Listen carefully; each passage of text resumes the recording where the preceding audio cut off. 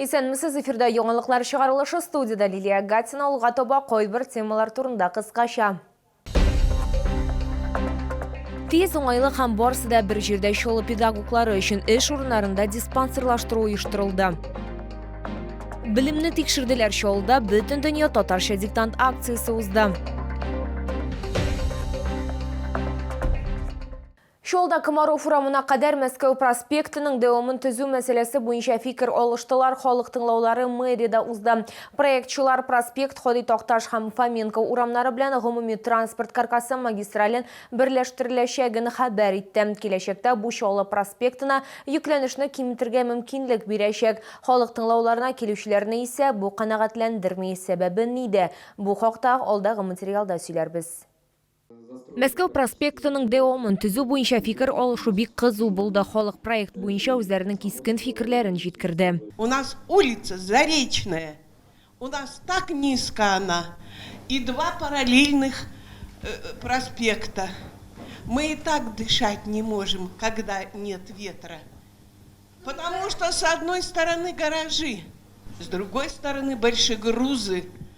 Они выезжают в 5 часов с ревом прямо под окнами. Төзелеш барышында юл буенча тавыш киметүче экраннар урнаштыру яисә санитар зонаны арттыру планлаштырыла. Шулай ук юбилейный бакчачылык ширкәтенең участокларын алу карала. Бакча хуҗаларына исә яңа җирләр яисә акчалата компенсация тәкъдим ителәчәк. Куда вы сейчас, старики, пойдем? Мы уже новые дома не построим. У нас есть дети, внуки, есть инвалиды. Куда мы пойдем? Вы нам это объясните. Может быть, вы там за нашим участком, где-то что-то дали бы, где-то что-то поближе. Почему нас там без ничего оставляют? Земельным кодексом предусмотрено изъятие земельных участков в случае строительства автодороги. В данном случае попадает участок в юбилейном. Предусмотрено точно, непримерно. С каждым из вас встретимся, каждого оповестим. Мәскәү проспекты төзелешенең беренче этабы ябык боҗра белән тәмамланды. Икенче этап барышында оннан соң 4 полосалы юлның дәвамы булыр дип планлаштырыла. Магистраль Ходи Токташ һәм Фоменко урамнары белән берләшәчәк. Для обеспечения социально-инфраструктурных требований предусмотрено устройство тротуаров с двух сторон улицы, шириной 3 метра, велосипедных дорожек, автобусных остановок, освещение проезжей части и тротуаров. Халык тыңлаулары буенча комиссия нәтиҗә чыгарачак, аның белән шәһәр сайтында танышырга мөмкин булачак. Лилия Гатина, Эльмира Гайнетдинова, Кирилл Хабзей, яңалыклар. Шолы педагоглары өчен эш урыннарында диспансерлаштыру оештырдылар. 14-нче гимназияда медицина пункты җәлдерелде. Мәктәп территориясендә күчмә маммограф эшләде. Гимназия укытучылары һәм Мәләкәс аръягындагы балалар бакчалары тәрбиячеләре диспансерлаштыру үтте. Лейсан Хафизова 14-нче гимназияда татар телен укыта. Бүгенге эш көне аның өчен дәрестән түгел, диспансерлаштырудан башланды. Иртәнге сәгать 7-дән ул хезмәттәшләре белән бергә барлык белгечләрдә һәм маммологта тикшерүне үтте. Алдан чират алып, кадәр ашыгасы юк, барасы юк, шул кадәр уңайлы икән булай. Дәресләрдән сорап китәсе юк. Шушы бер көнне без менә тиз генә диспансеризацияне инде үтеп тә битердек. Аңарчы безнең инде медосмотрны шулай узган бар иде, инде 2 ел шулай узабыз. Тоже шулай бик уңайлы гына. Медицина тикшерү үтүенең мондый форматын ашыгыч медицина ярдәме хастаханәсе тәкъдим иткән проект 4-нче шифаханә медиклары белән берлектә тормышка ашырыла. Диспансерлаштыруның беренче этабында мәгъриф учреждениеләре хезмәткәрләре белгечләрдә тикшерүне уза, анализлар тапшыра. Моннан тыш аларга электрокардиограмма һәм маммография ясала. Наша задача, если есть проблема, выявить ее на самом раннем этапе, а как можно быстрее решить вопросы с этой проблемой, так, чтобы она исчезла из жизни наших коллег, учителей и воспитателей, ну и чтобы они как можно быстрее вернулись счастливые и здоровые на свои рабочие места. Тикшерүнүгә онкомаркер анализы да керә. 4-нче шифаханәнең баш табибы сүзләренчә, диспансерлаштыру барышында 90% пациентларда төрле патологиялар ачыклана. До 50% мы выявляем предраковые заболевания. Это полипы, которые в дальнейшем подлежат удалению.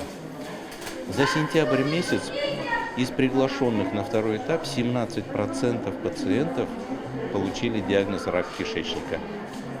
Но это ранние формы рака, которые лечатся. 2 сәгать эчендә 100 кеше тикшерелгән. Эш шимбә көнне дә дәвам итәчәк. Лилия Гатина, Ленар Султанов, яңалыклар.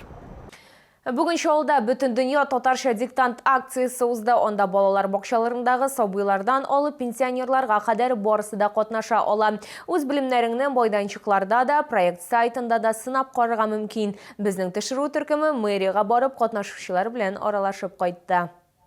Ел сайын бір топқыр автозавод район администрациясы башылға парты ортына отыра Венер Харисов татарша диктант акциясында қатнаша. Мен рахаттар барны язам, чөнки татар телен яратып, үз телебездә сөйләшәм. Һәрбер үзен хөрмәт иткән кеше татарча язарга, сөйләшергә тиеш һәм үзенең белемнәрен әлбәттә үзенең киләчәк буынга тапшырырга тиеш. Шуңа күрә бу диктантта мен рахаттанып катнашам ел сайын. Бүген башкарма комитеты идарә һәм бүлек башлыклары, җитәкчеләр, белгечләр татар теле буенча диктант язды. Аларның күбесе инде күп тапкырлар татарча диктант акциясында катнашкан. Без бүгенге көнне татарча диктант көне көтеп алдык. Сагынып, ел сайын катнашабыз. Нәтиҗәләр әйбәт кенә була. Мин инде үзем тел кешесе, һөнәрем буенча журналист. Шуңа күрә курыкмыйча керәбез. Татар телен менә бик күп кешеләрдән язырга килделәр. Бик әйбәт күренеш инде бу. Туган телне яратабыз. Татар телен үстерергә безнең максатыбыз шул. Диктант язудан курыкмыйм, чөнки мин татар мәктәбендә укыдым. Авыл мәктәбендә анда бөтен фәннәрдә татарча булды һәр вакытта да. Шуңа күрә катнашырга һәр вакыт ризаин шушы диктант язуда. Быел катнашучыларның грамоталыгын тикшерү өчен Рөстәм Галиуллинның «Васыят» романыннан үзек сайланды. Диктант 264 сүздән тора. Текст катлаулы димәс идем, ләкин таныш билгеләрендә әзрәк авырлыклар тудырды. Чөнки без 9нчы сыйныфлар белән үзебезнең мәктәптә яздык. Безгә текстны Әнвәр Мәгданурович Шарипов, профессор, безгә килгән иде, ул текстны яздырды. Балалар кыенлык тапмадылар. Татар теле укытучылары диктантны бүген үк тикшерәчәк, нәтиҗәләр белән проект сайтында танышырга мөмкин булачак. Лилия Гатина, Эльмира Гайнетдинова, Сергей Вильданов, яңалыклар.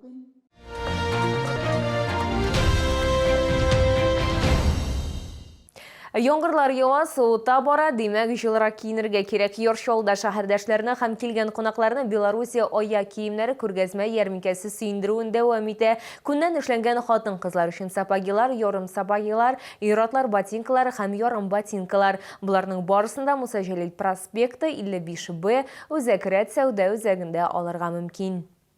Белоруссия ая киемнәрнең сату ярминкәсендә хатын-кызлар һәм иратлар өчен көзге һәм кышкы 1000ннән артык модель тәкъдим ителә. Иң мөһиме бирдә стандарт булмаган аяк деформацияләнгән бармаклы, шишенгән аяклылар өчен уңайлы вариантны табарга мөмкин. Ассортимент богатый. Я вот себе на осень сейчас как раз подобрала вот эти. Очень мне нравится. Цена приемлема и очень удобная. Комфортно, конечно, комфортная обувь. Но белорусская же обувь всегда уж ее довольны все. Беларусь җыштыручылары ая киемнәрендә анатомик платформа амортизацияләнә торган япма кирәкле үлчәм, моннан тыш уңайлы йомшак үкчә. Ул кысмый буыннарга кыенлык китерми. Бирдә шулай ук үз киемнәре буховиклар, дубленкалар һәм курткаларда сойларга була. Это если идет тоненькая курточка. Есть модели, которые немножечко утеплены. Также изготовлены из спандекса. Проходит один слой синтепона внутри. Воротничок идет из натурального меха. Он идет на потайных пуговичках, которые можно мех убрать. У нас представлены модели из зимнего сезона. Вверх идет изделие также из спандекса. Есть натуральный мех, который также отстегивается на молнии. Очень толстые идут на верблюжьей шерсти. Белоруссия ярминкәсе 15 октябрьгә кадәр Муса Җәлил проспекты 55Б үзәк сәүдә үзәге 10нчы бүлек элекеге балалар дөньясы адресы буенча эшли.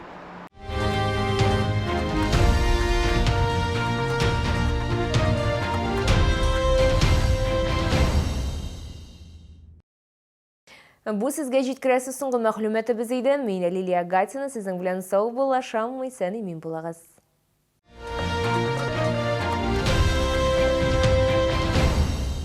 Челны, встречай! Свежий улов прямо с Камчатки. Чавыча, красная икра, белорыбица. Все от производителя. С 16 по 21 октября. ТЦ Грин, первый этаж. Остановка Глобус. Успей купить куртку или пуховик за полцены. Только в октябре скидки до 50%. Магазин Сибиряк, проспект Мира, 12А. Остановка Медгородок. 9-й комплекс, 12А.